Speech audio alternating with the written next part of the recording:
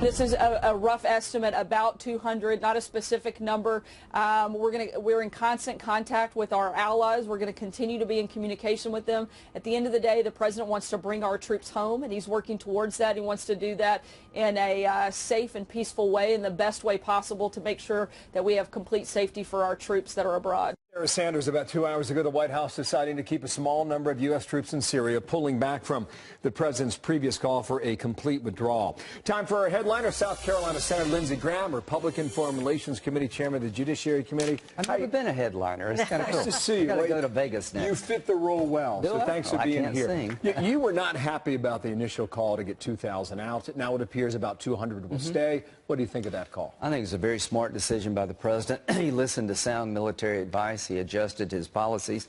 The goal is to make sure ISIS doesn't come back. If we'd have kept troops in Iraq, we would never had ISIS.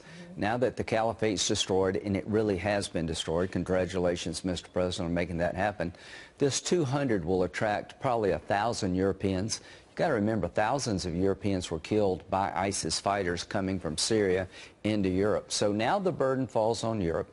80% of the operation should be European, maybe 20% us. We're flipping the responsibilities. Great decision by the president to make sure ISIS doesn't come back, Iran doesn't fill in the vacuum, and you don't have a war between the Turkey and the Kurds who helped us. But in December, he didn't see it that way. You spoke to him last night.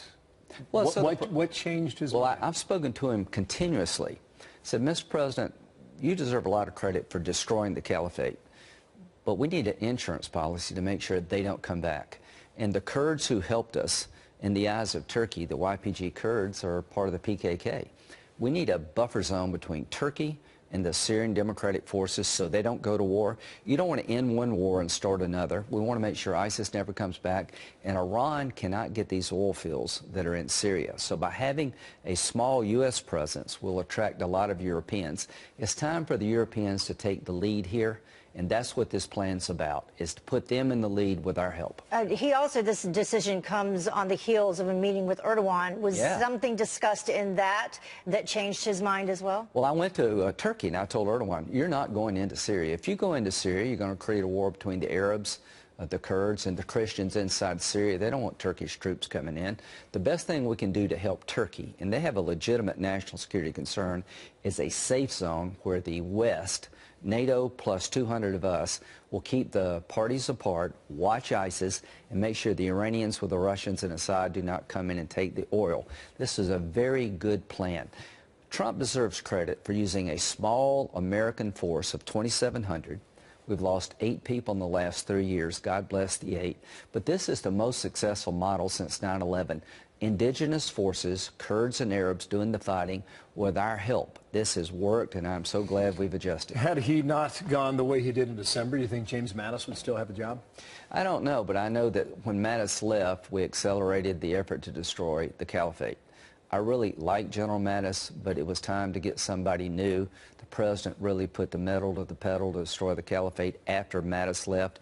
Really within a month, we've destroyed the caliphate. Now we've got a residual force integrated with the Europeans to keep the peace, to make sure ISIS doesn't come back, and to check Iran. We've got a force down south. There's a superhighway from Tehran to Beirut that the Iranians are using to flow weapons into Lebanon and Syria. We've got a garrison down there sitting on top of that highway. This is important for Israel. We have a post-caliphate strategy that is very smart. It's a matrix, geographically. I do want to ask you about this quickly before we move on, because we had a reporter on earlier on our show talking about Iraq, and you haven't mentioned them, and he was talking about the number of ISIS fighters reportedly crossing over and ending up there. He said about 1,000 a month. That's why we keep our base in Iraq. So we're on both sides of the border. A couple of hundred people working with the Europeans will keep Syria together. We have a bigger force in Iraq. We can jump across the border if we need to, and we can kill them when they come into Iraq. So President Trump has created a scenario where we can be safe with the other people in the region doing the fighting and our allies taking most of the burden. I support more people doing more, we're doing less, but it is in our national security interest to hold this place together. The Kurds who helped us, we owe it to them to make sure they're not slaughtered. ISIS, we can't ever let them come back. And at the end of the day, Iran is checkmated with this move by President Trump. 2 more topics here. I got a long list, but only so much time. What is your expectation for Chairman Kim and Hanoi, Vietnam? This is sort of a relationship being built. My expectations are to give up his nuclear weapons over time, to convince him that he is better off without a nuclear arsenal than he is with one. His nuclear weapons could fall in the hands of people who would actually use them if he would not. The president is right to want this transition from a nuclear North Korea to a non-nuclear North Korea. The Japanese don't have nukes. South Korea don't have nukes. They don't have nuclear weapons.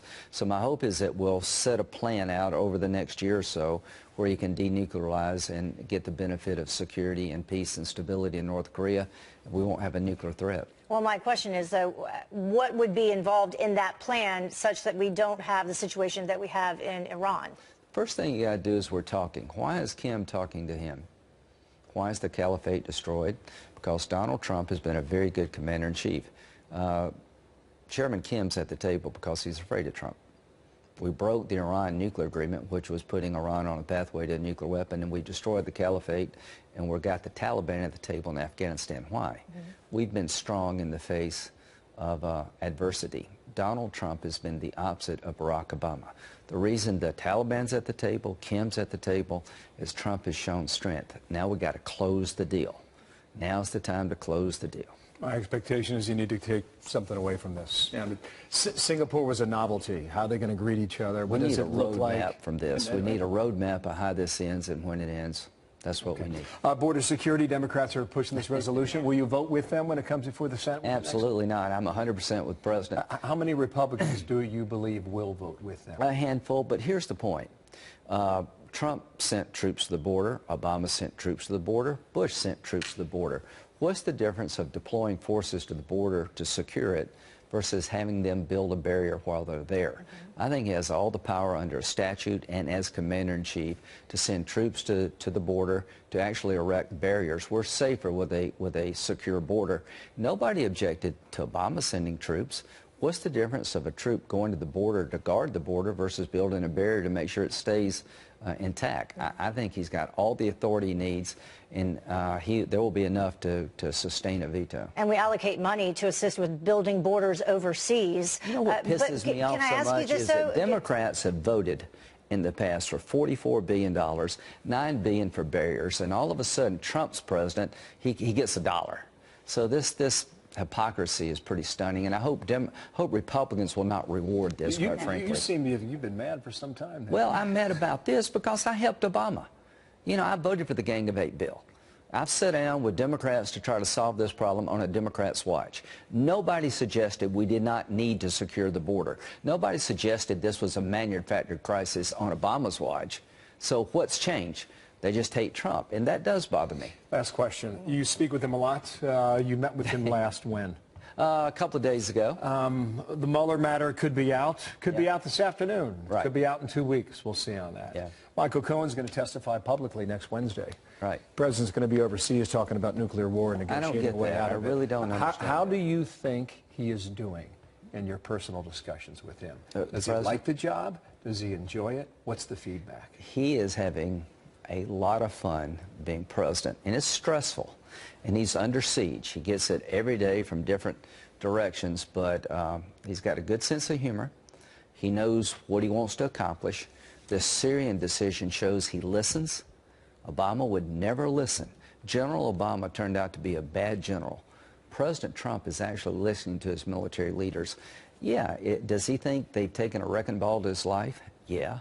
Has it deterred him from being a focused president? No. Our economy is humming.